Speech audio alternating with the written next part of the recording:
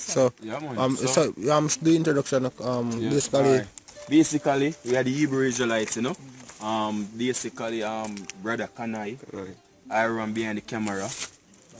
Manatazak. Yashamai.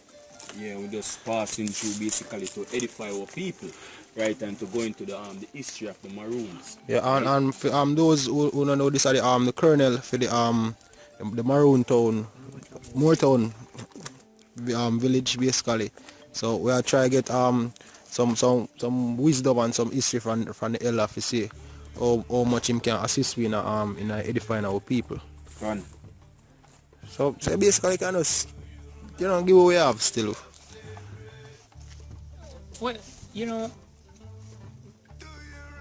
let me start with one correction. We commonly refer to our people as Maroon, right? Fact of the matter is our footprint refer to themselves as Maroon.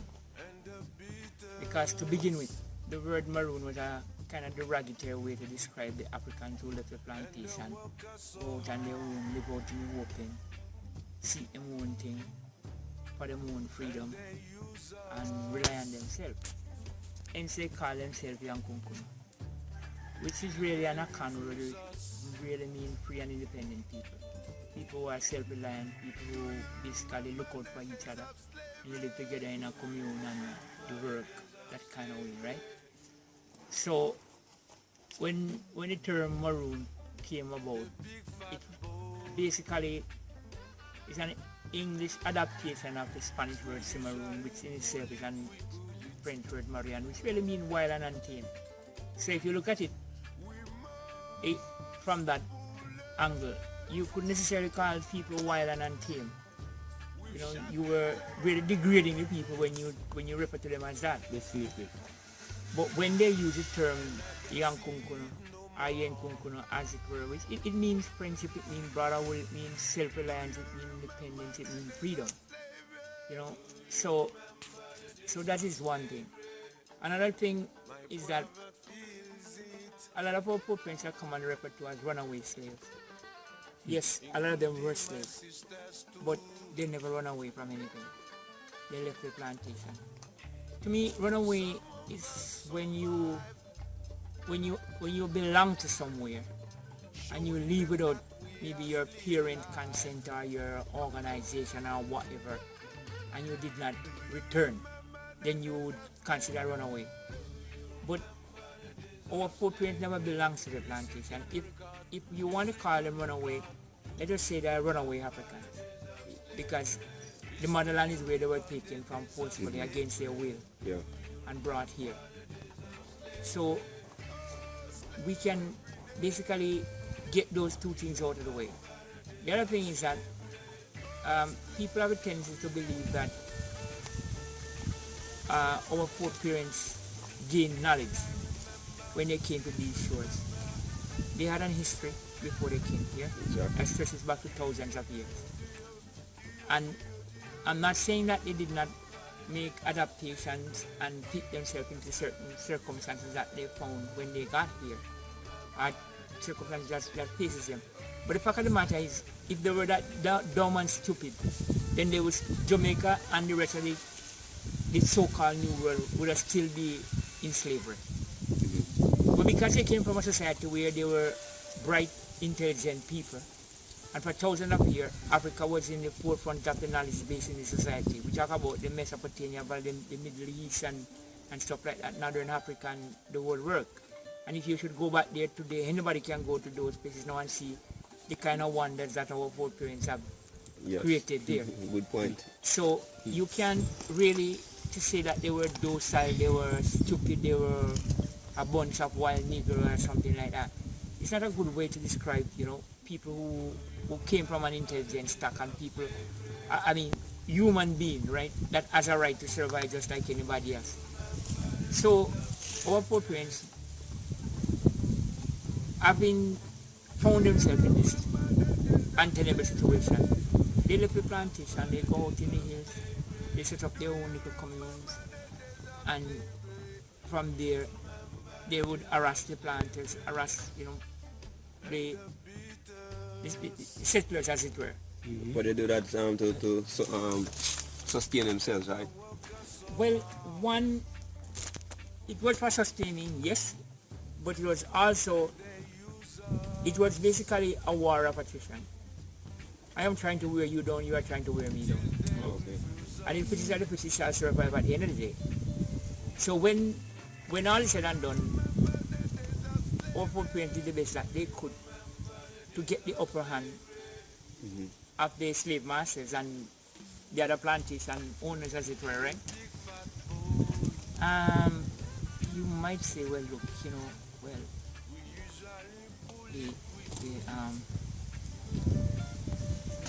the fight was against the Hindus. But in actual fact, they had their struggle with the Spaniards, because the Spaniards were here before the Hindus. And Maroon had really started before the Hindus got here. It really intensified when the English took over Jamaica, because they want to develop Jamaica as an agrarian society, because this would have been their most prized possession in the Caribbean, as it were. Yeah. Because they never had anywhere else of this magnitude. And then, when they make settlement like, places in America and other places in the Caribbean, right? West Indies, as it was commonly known back then, right? They still find Jamaica to be one of the most important places. Because at one point in time, Jamaica was preferred such a crowd.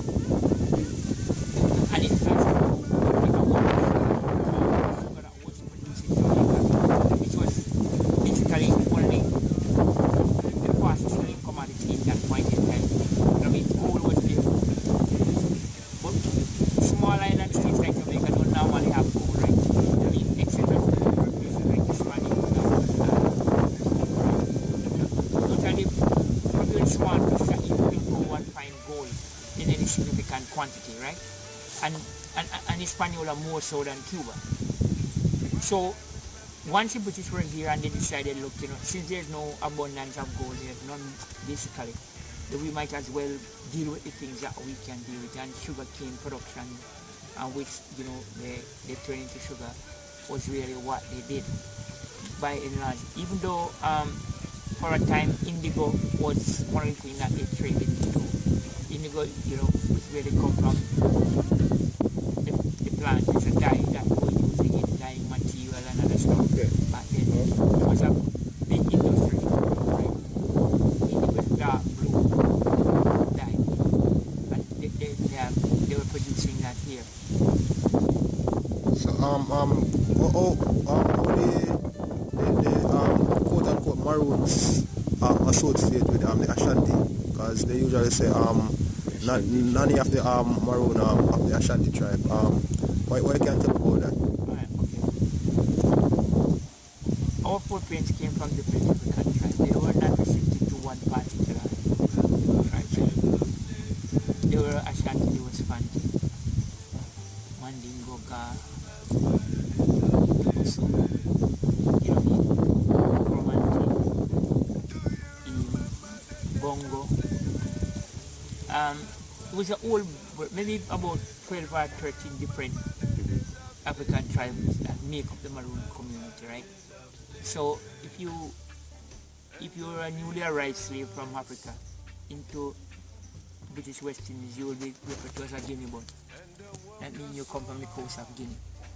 What you can't do is not to try to use the lines that are given to country now as what it was 200-300 years ago. It was a whole different scenario. The European came and they draw a line.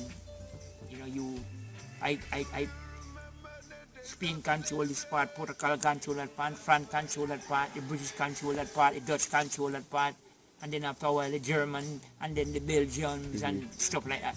So if you think about a kingdom like the Dahomey kingdom, right? The wicked Akan people. It was a huge kingdom. And it's in West Africa. You might call it the Gold Coast and whatever. And people, each colonial power have their little stake. Yeah. So you might find that probably your state might include half of one village, and the other half is in another European power. So people really come from different places. And then trading in slavery, even though they would want, or they try that, look, Portuguese will trade with Portuguese and Spaniard with Spaniard and French with French. Sometimes things are easily said than done. Piracy has always been there. People trade the whatever they feel like trading. If you look at Jamaica's an island, it have many little caves that you can, keys that you can sail into, and any ship you can dodge it there. People can sail slave illegally, as it were. I mean, the entire process was illegal as far as I am concerned. But I'm talking from the perspective of these Europeans, colonial powers, right? And the laws that they had. And the laws that they had. So anybody could come in and trade. And then there were times when islands were exchanging hands, because of the struggle between these European power, how it plays out here in this side of the world. Then, a French island could become a British island, and a British island could become a French, or, just like Port Royal, the major trading capital in the West for a long time, right? And it was mainly run by the Spanish. Well, Port Royal was run by the British for a while. When the Spaniards were here, you got to understand, the Spaniards never put any great significance, was not attached to Jamaica, from the Spanish perspective, because they, like I said before, they had no gold. Gold was in South and Central America. So Jamaica was more like used like a kind of way station, a refueling point. Then you take on water, you take on wood, you take on, meat, you take on other supply. And you go down into South and Central America, and your way back up, you stop again. And then you go on to Cuba, and then, they Hispaniola, as it were, and they form their flotilla, Armada, and then they go back up to Spain. That's basically how the thing was. So that is why Jamaica never had a lot of a huge population. So in terms of the slave population, even though it was more than the European, but it still wasn't as huge as when the British took over and began to do more things. So the question you asked, our poor parents now, they came from, like I said before, they came from different African tribes, right? So having come from these different African tribes doesn't necessarily mean that they all speak the same language. But what they did, they form a common language that they call Chromantic. And it's really a mixture of different African tribal languages. But by understood each other. Yeah, but by and large, it was dominated by the Twi-speaking Akan, the Ashanti and the Pantipi. So even today, when we use many of the terms that we use, are still, they are taken from that vocabulary, right? Or that language base. And the dominance of the Ashanti was such that even in Jamaica and a whole today, we say so many things that are depictive of our African roots. And we never even take time out to say, well, or why do we say these things, why we do it that kind of way. We just think it just, but when you do analytical study, you realize that you are doing these things because inherently it is deep in our subconsciousness.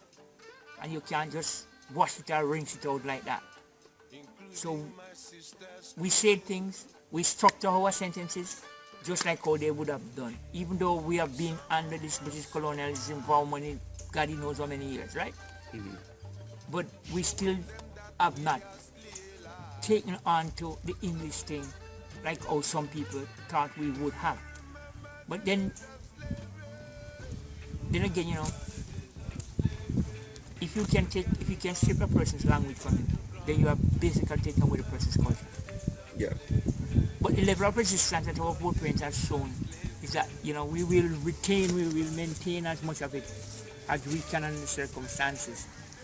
You name children, how you look at things, the food that you prepare, and all those kind of things. We have managed to, even under adverse condition, to maintain a sizable portion of it, given the way things went. So, like if I tell you something like I say Akwaba, right?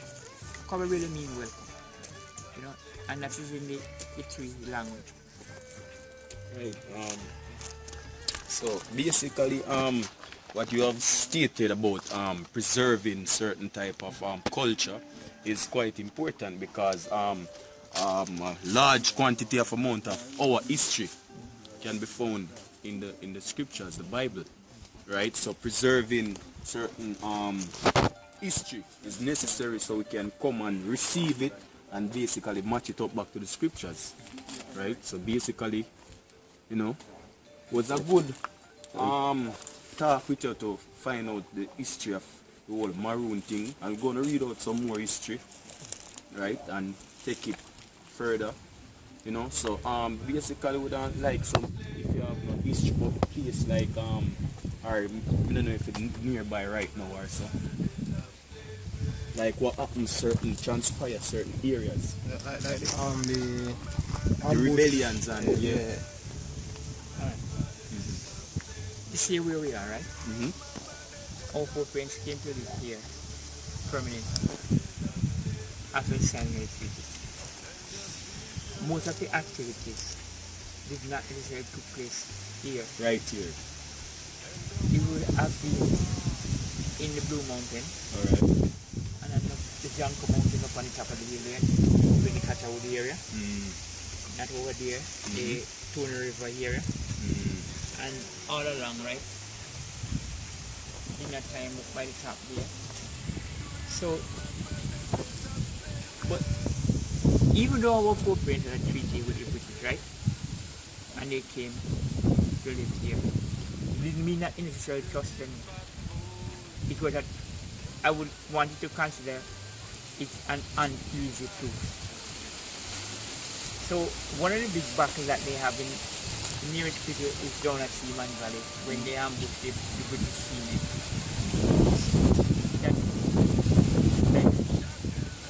But here in this community, like for example, that's a big issue, right? Yeah. And we call that the area where the big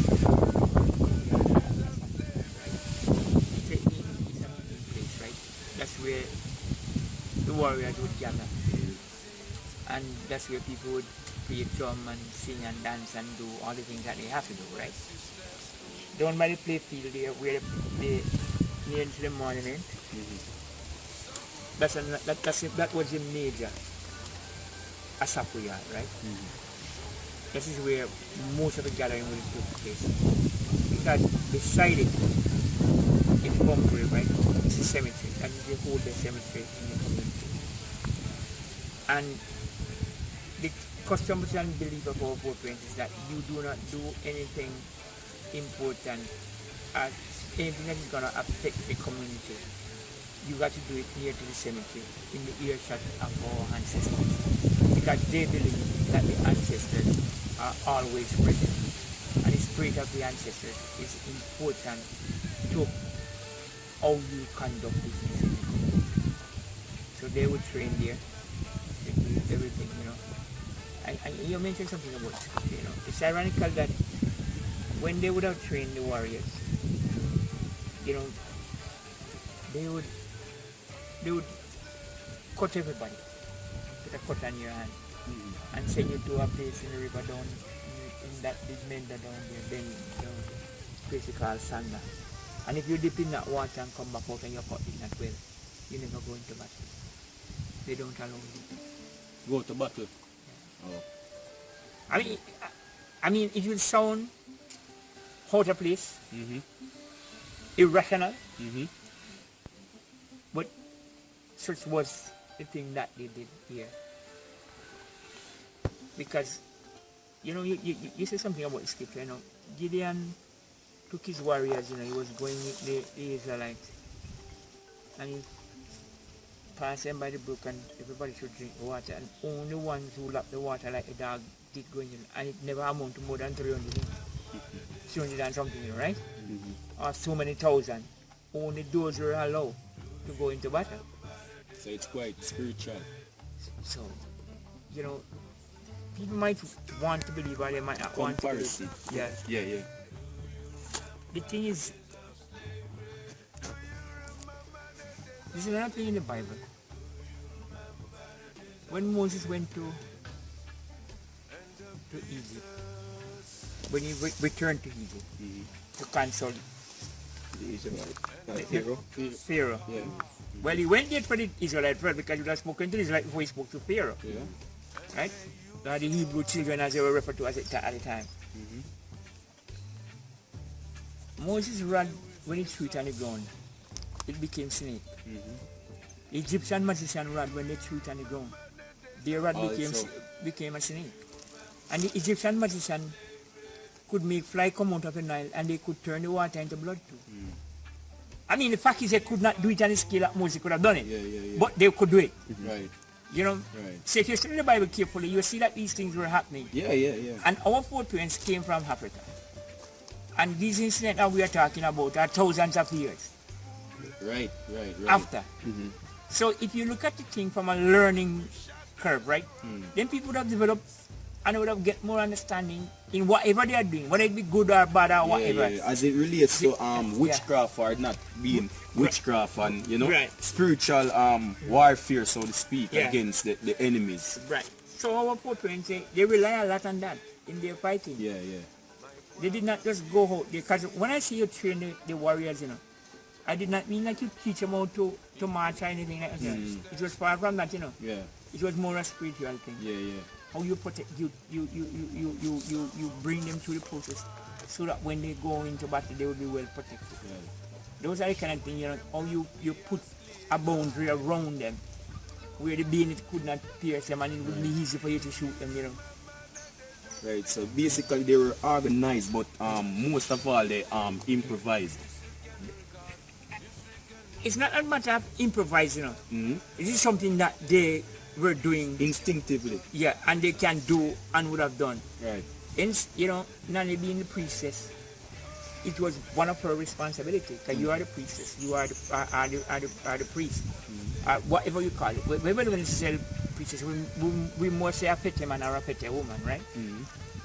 Which would probably translate to mean the same thing, but that was your part of your responsibility. That is how you have to do all that you have to do. In regards to Nani, you see the name is Akwaba. You have any idea like what it mean or so forth? Yeah, when you say that, It means same Akwaba language. means welcome. Welcome. It is the same word that is used today amongst the Ashanti and the Fanti people to really mean welcome. It is no different. There's no changes to it. It's basically the same thing, right? I mean, we have been in diaspora for the last 500 years, and I know that, like, for example, if I use a term like, for example, I say opete. But if I go back to Ghana today and I say opete, the person, the Fanti man, is going to understand me right off the bat. The Ashanti man is going to understand me too. But he doesn't say opete, he say pete. Right? And opete is basically a turtle vulture, what we call a John Crow. Because what I have heard of is that basically you have some people up here that speak certain particular way, right? In which if you go into certain areas in so-called Africa, it would be a great comparison, similar. Yeah, the similarity is there. The terms that we use and everything, like, one of the greatest difference that we have is like language, like anything, change over the years, right? You can't say language is a static thing, it just remain, You have the way English is written in the King James version of the Bible is not the way we normally speak now, right? We don't use the word thou and thus and things like that in any frequent way, right? But back then, it was in common usage, right? So when we would say, you know, use a term like takipa to really mean money. In actual fact, the word seko is what really means money in Ghana today.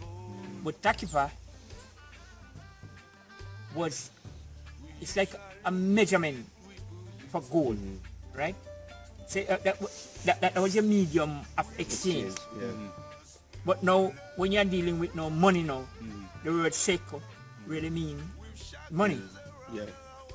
But amongst us not being back there for long, so we still use the word takipa to mean money. So that's one of the changes that you got to look at, you know. And for example, if we say Yankee Pong, in Ghana they are going to tell you on Yankee Pong. This is a proper pronunciation. On Yankee Pong means the Almighty, the creator of the earth and the heaven. Right? So, but we leave off the O-N. In actual fact, it's not really a O, it's an inverted C anyway. Because, you know, they never really have a C in their alphabet. It doesn't carry a C, it carries a C that is written backwards. That pronounced more like an O.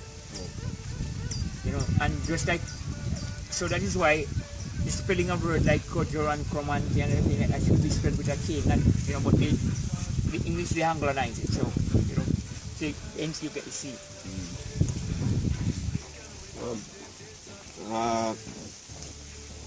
Kasha once said something earlier about preserving the identity of our people through the history, because, you know, if our people know, our younger generation don't know anything about the history, right, then definitely they will kind of be lost as a people, right? You giving this information to us now, we kind of can look back at certain things and relate to the information, right?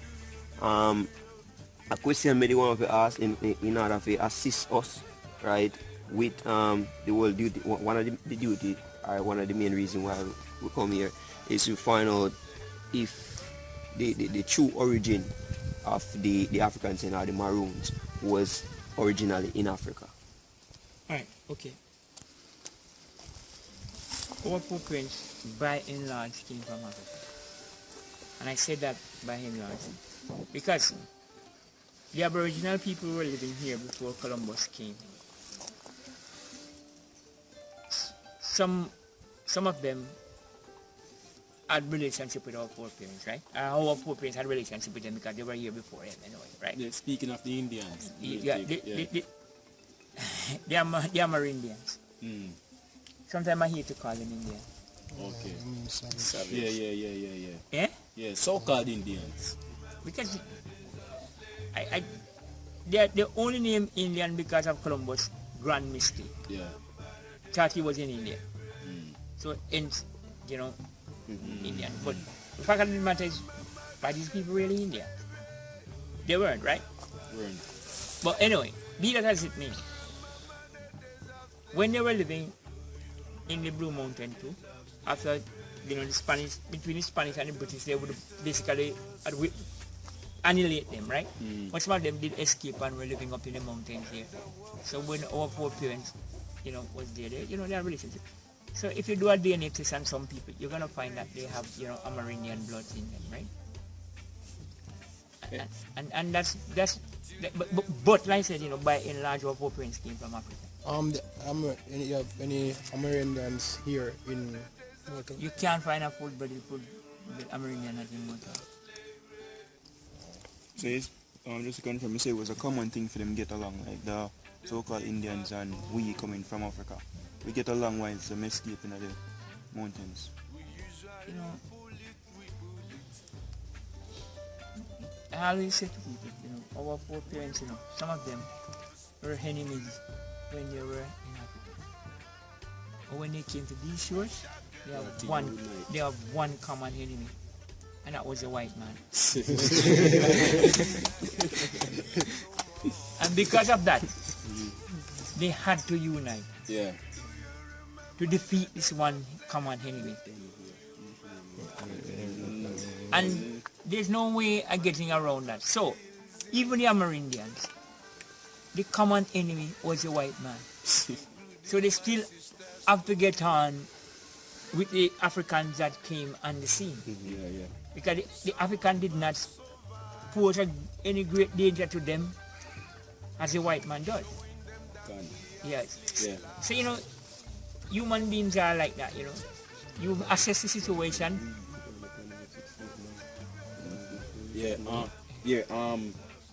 Based upon your intelligence, do you have any idea of how the so-called Indians got over here? Alright, okay, fine. We're going to look at two things, right? Yeah. We're going to look at, either you're going to believe in evolution or you're going to believe in creation story, right? Yeah. But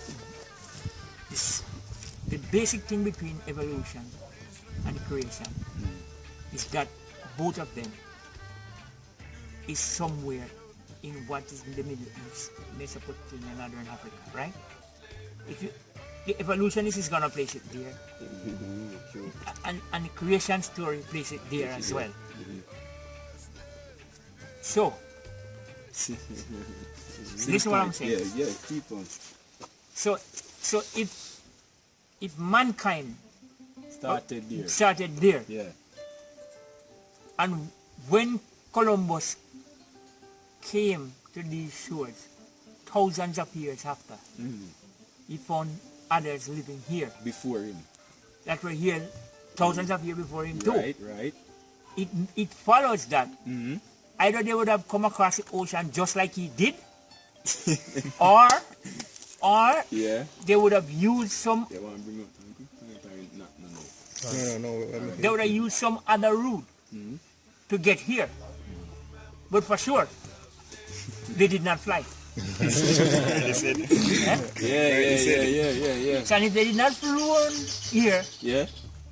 it means that they came here either, as some people say, when everything was frozen and they walk across from Alaska, come down all the way, or it's quite possible that all of them might have sailed for somehow across the Atlantic. Bering Strait or stuff like that.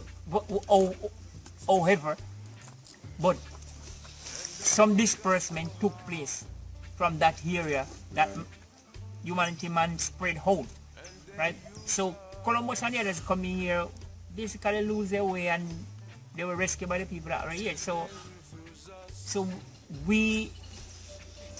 one can advance various theories as to how people got here. Right. But one thing you know for sure, if you deal with creation or evolution, both of them Pointing to the same area. common vicinity, Right. and then people are thousands of miles away from that. Yeah. So if we can say this quick, basically common usage of common sense, yeah, which is not commonly used, right? This money so as I was stating, the Colonel was saying that based upon the starting point of people, right? It's only for you to use a common sense to know that it must have been on the waters coming over that the so-called Indians got here over to the so-called New World, right? And this is where the Apocrypha comes in, right? And this is how important the scriptures are, right? Exactly. It's, you said that the common enemy was the White man. Right? And referring back to the scripture in Deuteronomy chapter 28, verse 16, right?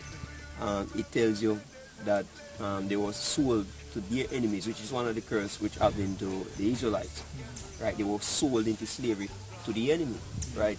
Now the only group of people who fit that description is our set of people who come in as slavery on this side. So-called African, so-called Negroes. And not only the prophecy from Deuteronomy, but also Genesis, Esau and Jacob. Right? As they quote the scripture earlier, Ephraim shall no longer vex Judah, and Judah shall not vex Ephraim, because that's the northern kingdom and the southern kingdom, right? The same place which two of them come together, make Jacob, and then the common enemy, Right. which Esau, because what they were variants from in the womb, right? The scripture tell that them struggle within the womb. So it was from birth. It was prophecy, right? So And the same precept they said that they sold them to the enemy. A matter of fact, we Right? can just get No, who bought us, who brought us over here to this side of the earth in slavery? It was a so-called white man, right? right. And that scripture referred to them as being the enemy. So he said that there was one common enemy for the Americans, the Maroons, right? And all of them would unite to fight against that common enemy, which is the so-called white man. Hey, Colonel, based upon your understanding, just gonna read a precept, right? Just gonna want you to expound on it based on what you pick up from it. This is Deuteronomy 28 and verse 68, and it says, "And the Lord shall bring thee into Egypt again with ships, by the way whereof I spake unto thee, thou shalt see it no more again, and there ye shall be sold unto your enemies for bondmen and bondwomen, and no man shall buy you." So you're gonna be sober, nobody shall bought you. And you won't be bought then, right? Yeah. How do you explain it? the Word redemption. buy. Mhm. The word buy there because the only way to free a slave was to buy his freedom. Okay. So it's saying no man shall buy you basically mean that nobody's going to buy your freedom. Nobody's going to redeem you. Right. And you As a and you won't have a year of jubilee. Yeah, because basically we are work over 400 days. 24/7. Well, not even Sabbath, we never get to, we now get Jubilee. So at the front part, right? I'm gonna read it again. Deuteronomy 28 and 68. "And the Lord shall bring thee in Egypt," because hey, it's a known fact that the transatlantic slave trade took place, right? All right. "And the Lord shall bring thee into Egypt again with ships." You think that they needed ships in order to go to Egypt? The first The Egypt. Israelites? Well, look here. If the Lord said Egypt, right? Yeah. When he says Babylon, Babylon is not all the time referring to physical Babylon, you know. Right. And Egypt in a prophecy like that don't necessarily mean physical Egypt. Right. But it is the process of them being slave in Egypt before. Yeah. And you are gonna go back through the very same process again. Whether it would be Egyptian or the Assyrian or whoever it would be, right? But you're gonna end up in the bondage again. Right. Basically, that's what it is saying, right? And when you get into that bondage, this time around, there's nobody to By your freedom. buy your freedom then. Alright, they say another important point was that he mentioned the ships, right? And now the only group of people who go in a slavery or bondage, so to speak, then, right? By safe. By ships. Is the African. So called. And the American Indians, because they were the one that started this the transatlantic slave trade. Well, you know, it's ironical, you know, that the Arabs enslaved Africans even before the Europeans. But I was a very bad way of enslaving people too, because I used to castrate. So that means there's no way you're gonna go, you know. Just like the Chinese, if the Chinese would have enslaved African too, which they did, they castrate them anyway. So there's no mixing of these Africans with the Chinese. Yeah. So you can look at a lot of things from the scripture, right?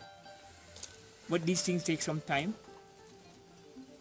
to really go through. And one thing I can tell you, but this season I don't have all that time to to further such conversation with you all. I would love to, but I just don't, I don't have the time. I never really, make provision for that. Right. Yeah. Yes, so just to quickly add, the colonel is in his farming suit, so to speak.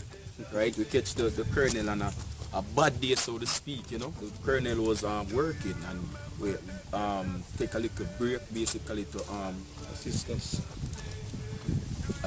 in some information as it regards to the Maroons, right? So, Colonel.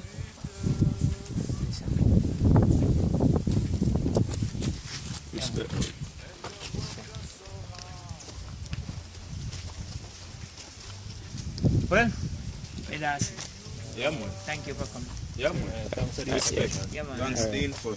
Yeah. And I want to say, Salam alaikum, my brother. Translate that again.